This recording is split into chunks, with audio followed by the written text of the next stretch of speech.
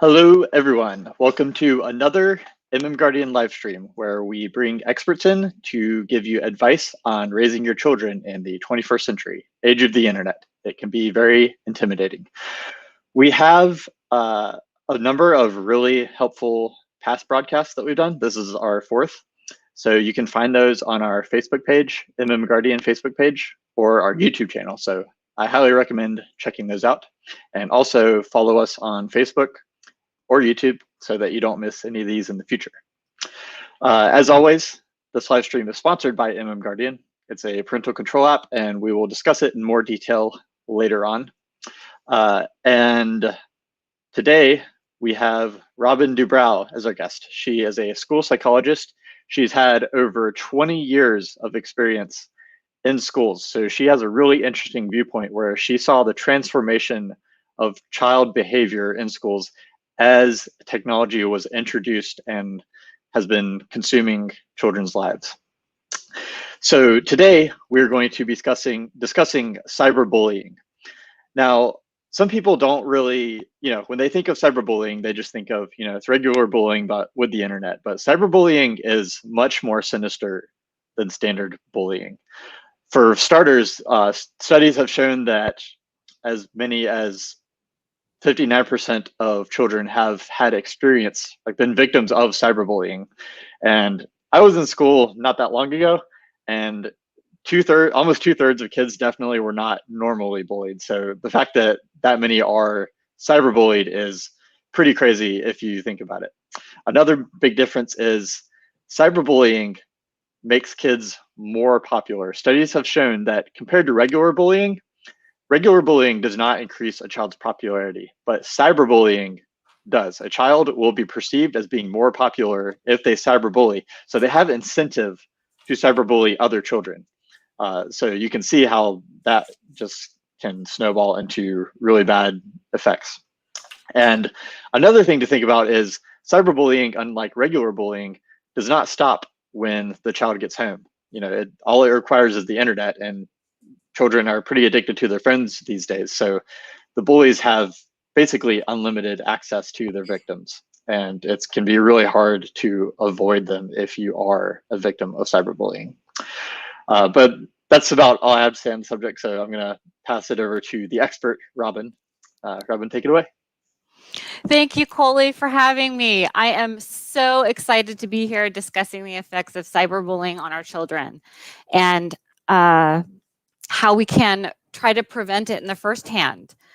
Cyberbullying has unfortunately become an invasive problem, and I have witnessed it firsthand. So first, I'd like to just tell you a little bit about my role in the schools. A lot of people don't even know their school has a school psychologist. My role, first and foremost, is to assess students to determine if they need special education services, whether or not a student has a disability that's impacting their ability to learn. That's about 75% of my job. Then I'm a behaviorist. I specialize in writing support plans for students who are struggling to control their behavior in the classroom. And it's all based on positive supports. I also provide consultative services for educators and parents alike. And then I provide counseling services and crisis intervention services. So when things occur on campus that are really significant, I'm brought into the picture. So with the introduction in technology and education, I myself personally have really seen a shift in my role as a school psychologist, unfortunately, because I am doing much more counseling and crisis intervention due to things like cyberbullying occurring within the student population. So just in the last 20 years of my job, I've witnessed firsthand a huge increase in mental health issues in our children. And research supports this, that 20% of our children are experiencing severe mental health issues. which is really significant. So I want to tell you about firsthand a story that really sticks out in my memory because it's an account of cyberbullying, and it really exemplifies how invasive it can be. This young lady, we'll call her Hannah. She was about 13 years old, just turned 13 and starting the 8th grade. She came to my middle school needing a school change due to cyberbullying.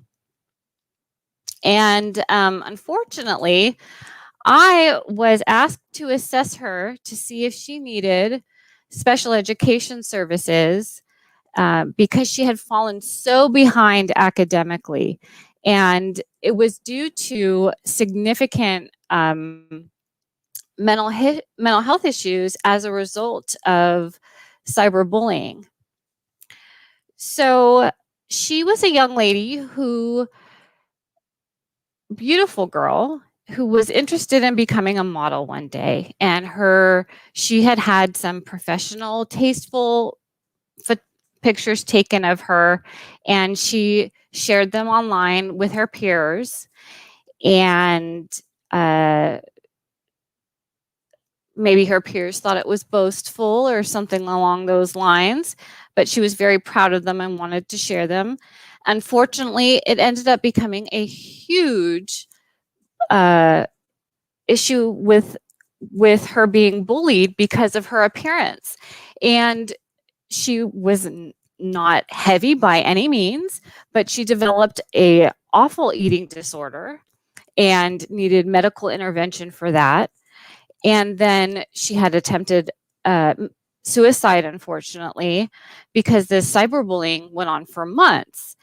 And this was during a time when we didn't have wonderful things like Guardian to help us protect our children from these instances.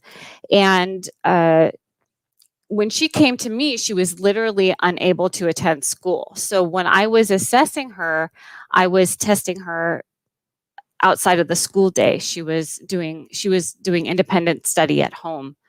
And she was so affected by these mental health issues that she developed over the cyberbullying that unfortunately she qualified for remedial special education services under the qualifying condition of what we call emotional disturbance. And unfortunately, we're seeing more and more students qualify for this condition. And cyberbullying has unfortunately influenced that. This young lady was eventually placed on home hospital study and had a teacher come. And when she finally finished the 8th grade, she was able to attend class, was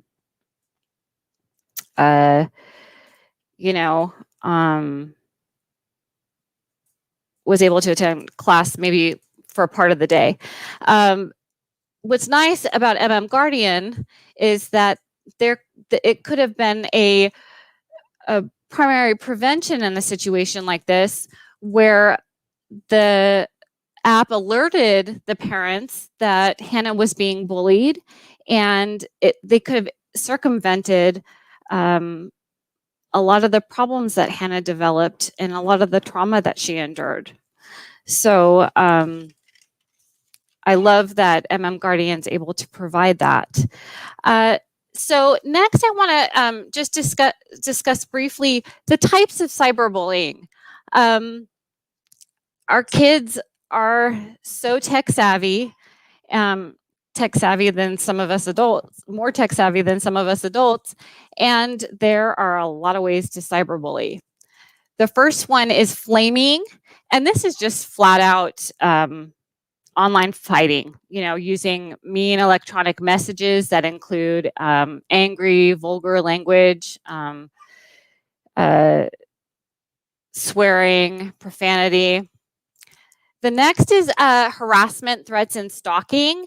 And this happens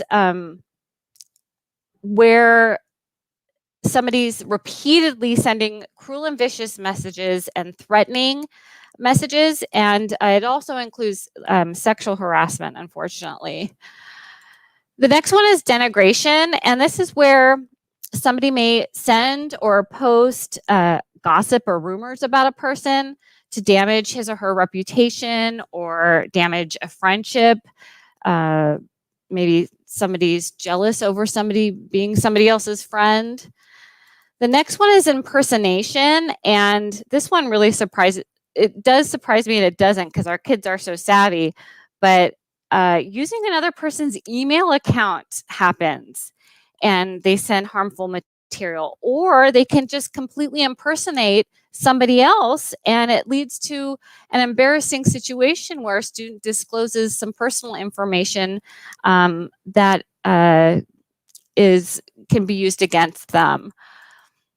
The next one is outing and trickery, and this is where somebody engages a student into instant messaging and tricks them into sending personal information and then forwarding that information on to others. And lastly, there's exclusion, and this is just flat out excluding somebody from a group online. And kids like to make their own groups for their personal interess, and some kids get unfortunately left out, and that's considered a type of cyberbullying. So I have a bunch of tips for parents to discuss on how to circumvent and prevent any sort of cyberbullying, and a way to, and things to watch out for. The first one is to, of course, consider using monitoring software. This is so important. I worked in a time when this was not available, and I've seen the damage that cyberbullying can do. And I was so impressed to see that Guardian has been designed, and that they are able to use the AI technology to track any bullying and alert parents on any concerns. It's really amazing. So the next one is talking regularly with your child about technology and their etiquette. So this comes with some important communication, and it involves becoming what we call an authoritative parent. An authoritative parent is a parent that sets up rules and guidelines in the home, also sets up consequences and discipline.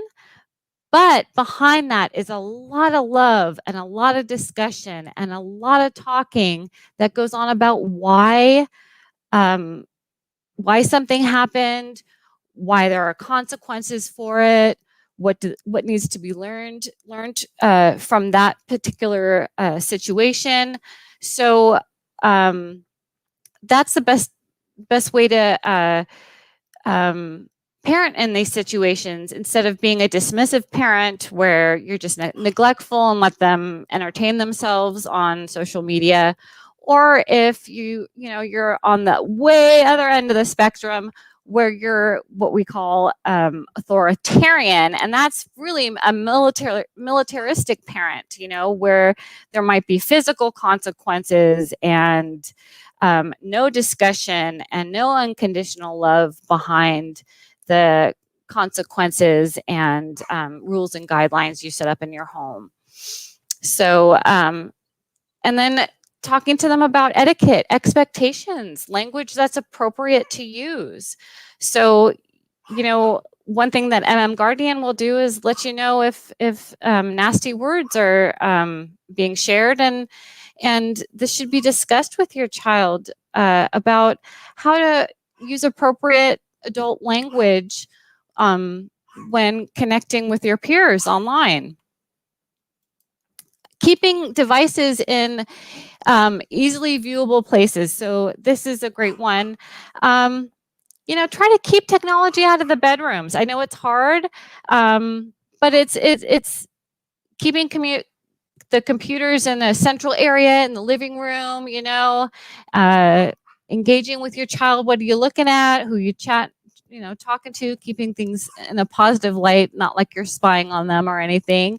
But this is important. And what's nice is Guardian will, of course, alert any parent when something is going on. If you're not in the room, or if your child does have their technology being used in their bedroom. So there is that reliability with Guardian that we have, which is great. You want to be respectful of your child's privacy, and this is a tricky one, because social media can be and technology, it can be it's a dangerous world, and so you want to really keep an eye on your child, but at the same time, not respecting their privacy can work against you as a parent. So it's really important. And this is a topic, I think it's a heavy one. So we might want to discuss this on another live stream in the future. The next one is to set up clear expectations and consequences in your home. So don't wait until something bad happens. Front load your child with what you expect in the home, as far as their technology usage, and what the consequences are for not following the boundaries you've set for them. And doing that ahead of time will prepare you when something does get heated and they already know what's coming. Consider creating a contract with your child. This is so important, because kids can be so manipulative. Teenagers, oh my gosh. I can't tell you how many times I've heard my teenagers say, "You didn't say that, Mom." So I really think it's important that, so you don't fall into that trap. It might be good to put something in official writing. Hey, this is the contract that we both agreed to, and, you signed it, so you knew about it. Give them a copy, post it on their door, something. But this is a good one, so they can be held accountable. Be aware of any warning signs. So, you want to watch out for, if your child's all of a sudden resisting using technology, that could be a sign there might be something going on. Of course, Guardian will let you know that too, but you got to pay attention to your child's behavior as well. And, sometimes kids all of a sudden, they get into bad moods, but for the smallest reasons, but it could be something big. So check in with them and make sure that nothing big is going on. Also, if you're all of a sudden your child's reluctant to go to school, that's a big one. So if they're refusing and they won't tell you why, it's really important to do some investigating and try to figure out why they're resisting going to school. So your child could be the one that's doing the bullying, and this is another thing to watch out for.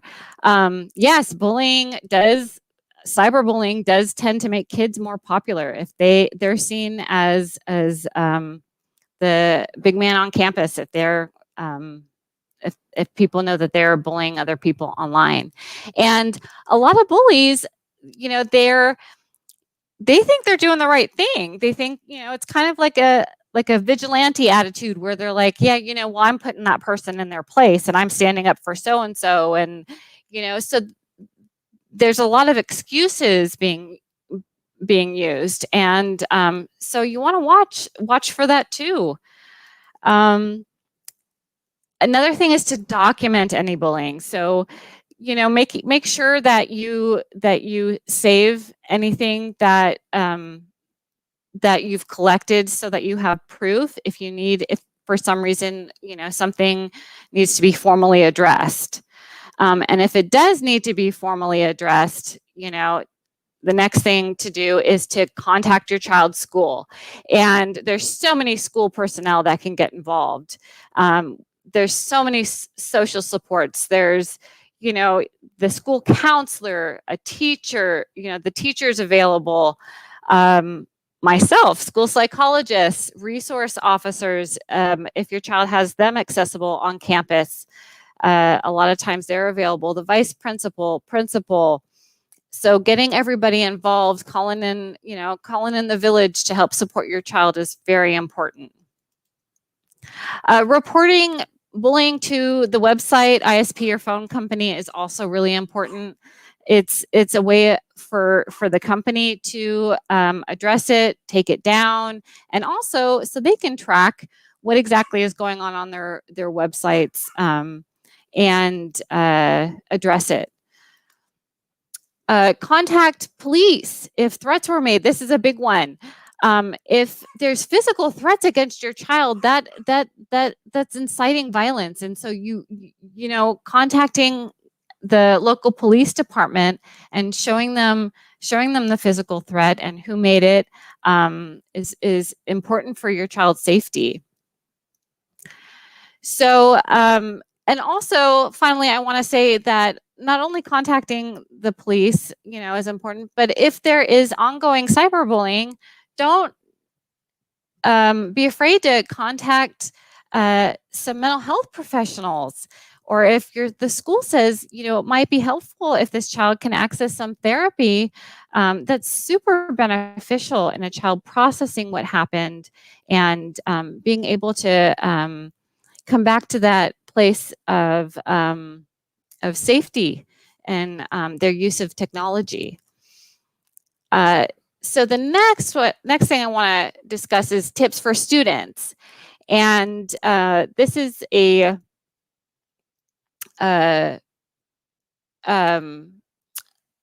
way for you to, if you know your child's potentially being bullied, or some tools that you can express to your child to use in the home if there is a potential for bullying to happen. So for students, the first thing to do is to not retaliate. You're better off. The bully wants you to react.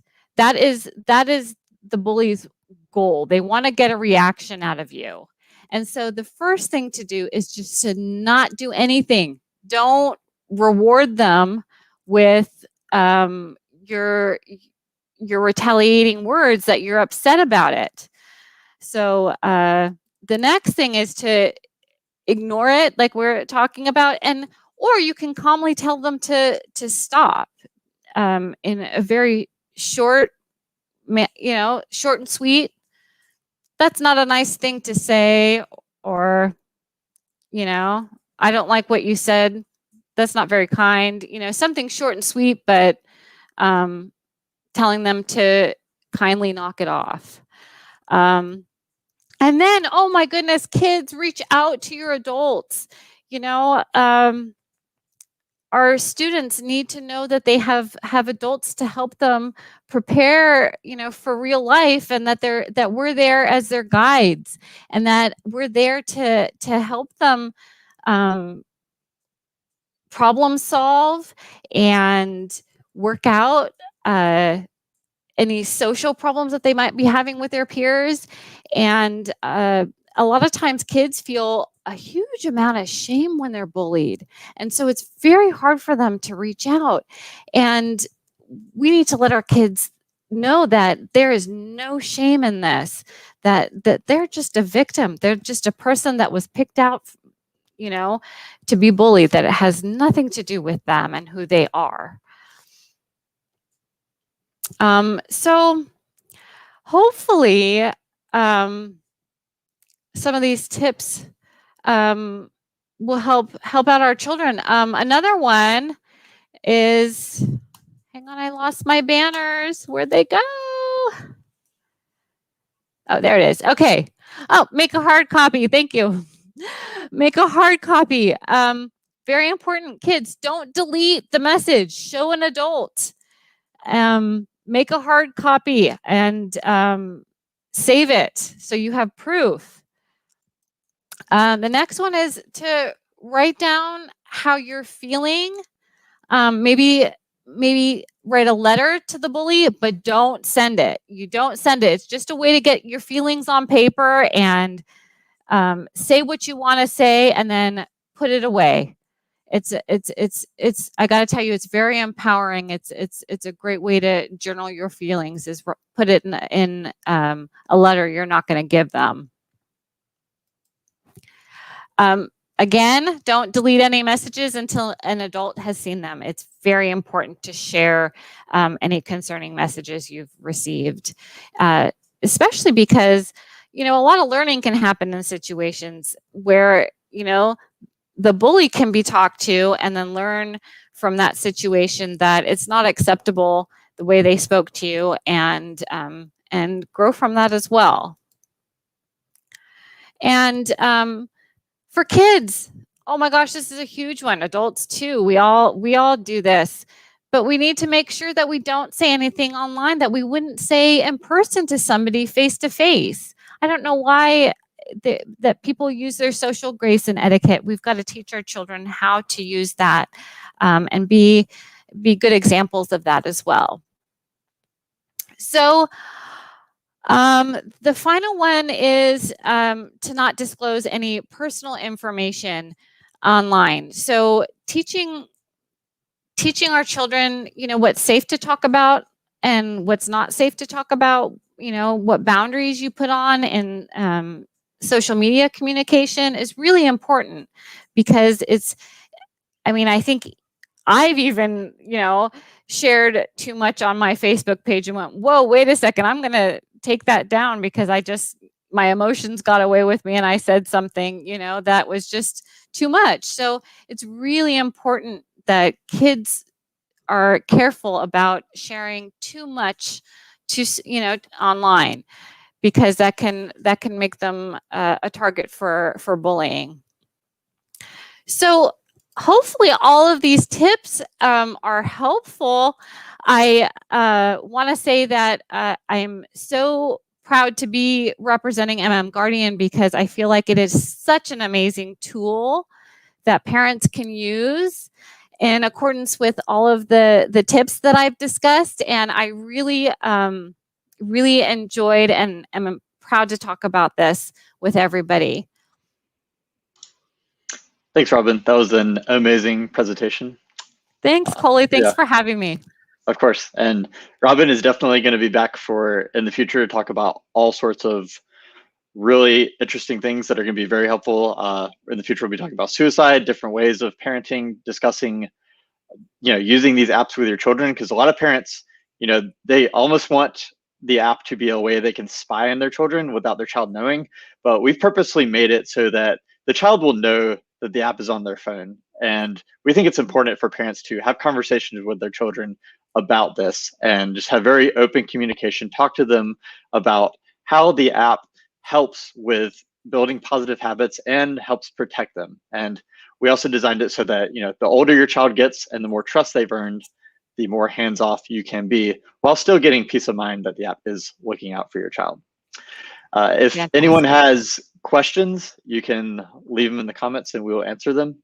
And I also wanted to throw in, just personally, because I have dealt with bullies in the past, martial arts is very good for also helping your child get rid of bullies. I don't know. I imagine it's not quite as effective with cyberbullying, but it definitely has an effect at least. So that's always good to keep in mind from my experiences. And also regarding Guardian, if you are intimidated by technology or anything like that, you don't need to worry about that. Like, these types of apps we designed it to try to make it as easy to use as possible. You simply install the app on your phone and then the child app on your child's phone, and you'll get alerts about cyberbullying or predators, suicidal thoughts, anything really serious that you would want to know about. And if you ever need any support at all, you can email support@mmguardian.com, and we will be happy to help you.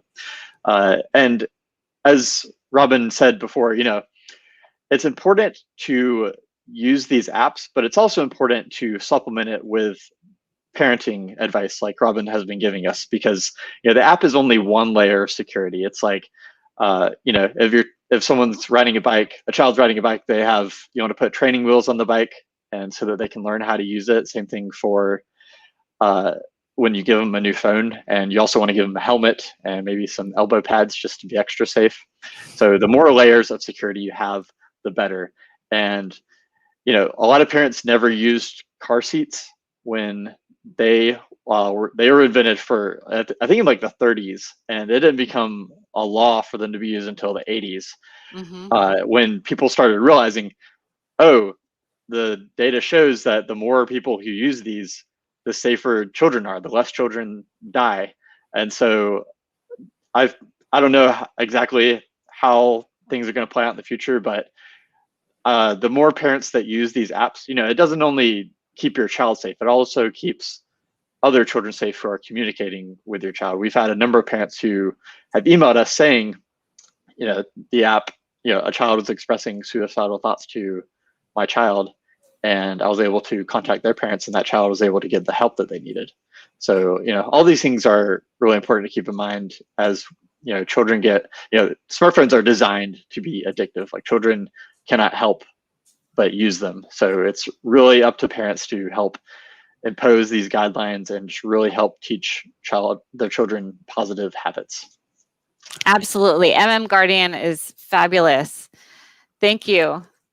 Of course, yeah. It's definitely tough world out there to raise children in, but we're doing our best to make it more manageable for parents. But yeah, I think that's all we're going to have for y'all today. So thank you for tuning in, and thank you, Robyn, for coming in to present and give so much wonderful information. Thank you for having me. Actually, we do have a question now. Oh, wonderful. Does using monitoring apps invade child privacy in the first place? Robyn, would you like to talk about this a little bit? So this is one of those topics that is a tough one. No. Social media is kind of like driving, learning how to use it. Learning how to use social media is kind of like learning how to drive a car. You don't just give the keys of the car to your child and say, bye. There's training that goes along with it. And, Coley was talking about training wheels on a bike, that too. It's using Guardian and a monitoring device is like the training wheels. So when it's used carefully and respectfully, no, it's not invading a child's privacy. But there is a finesse and a nuance to parenting, so that the child does not feel that by being monitored, you are invading their privacy. So that's a whole nother topic we can discuss at a later date. Mm-hmm. Yeah, we definitely want to have a whole live stream about discussing these things with your child, creating a contract, good ways to do that. And one thing that I see fairly common talked about by parents is, we need to get, and especially by children, they like saying this in the 1-star reviews that they leave for our app. They say children need space to make mistakes and learn from them. And that's true to a certain extent, but there are some mistakes that can be life altering or even ending, unfortunately. And so it's important for parents to, let their children make mistakes and learn from them, but also protect them from these serious mistakes that they just cannot make. Absolutely. And, a monitoring device, will be, primary in you being notified as to whether or not your child's being, cyberbullied, contacted by a suspicious stranger, any of those things that could result in, something like harm to your child, or even suicide and death. So we need these protections in place, but there is also a way to do it where your child feels free to express themselves with their peers.